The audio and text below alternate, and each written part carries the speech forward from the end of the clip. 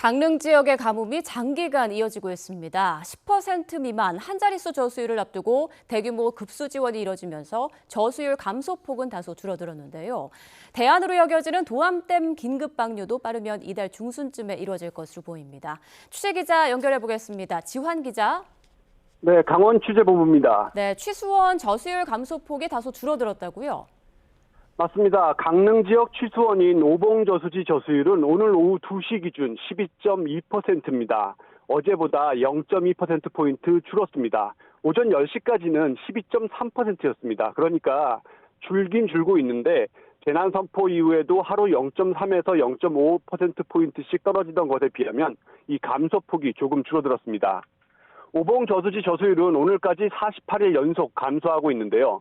정확한 통계를 살펴봐야 하겠지만 이 비가 온 것도 아닌데 감소폭이 이 정도까지 줄어든 건 처음입니다. 아무래도 이 강릉 시민들의 절수 노력과 대규모 급수 지원 때문이라고 할 수 있을 것 같습니다.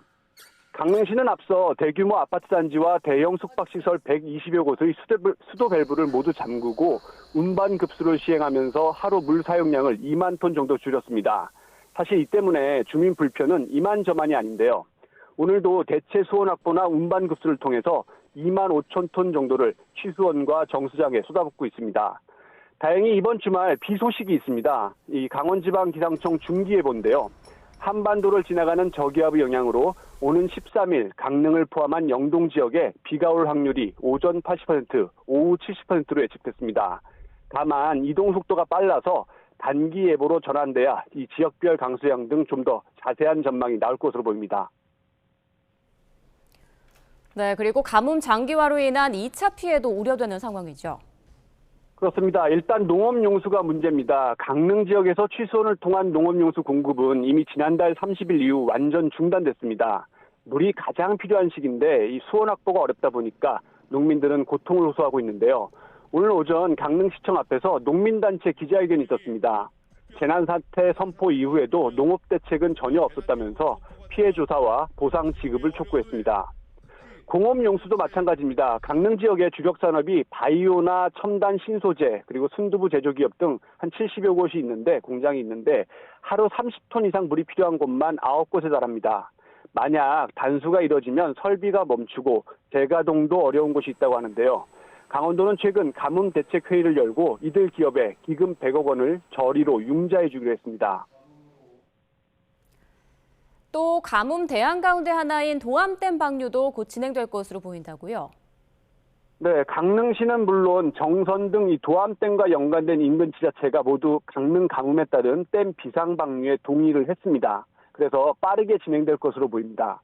현재 방류를 검토하는 이 물은 정확하게는 댐에 가둔 3천만 톤 물이 아닙니다. 평창 도암댐에서 강릉 성산면에 있는 강릉 수력발전소까지 연결된 길이 15.6km 도수터널에 담겨있던 15만 톤인데요. 이마저도 수압 등의 문제로 한 번에 방류할 수는 없고요. 보조 배관을 새로 설치해서 하루 10,000톤 정도를 고려하고 있습니다.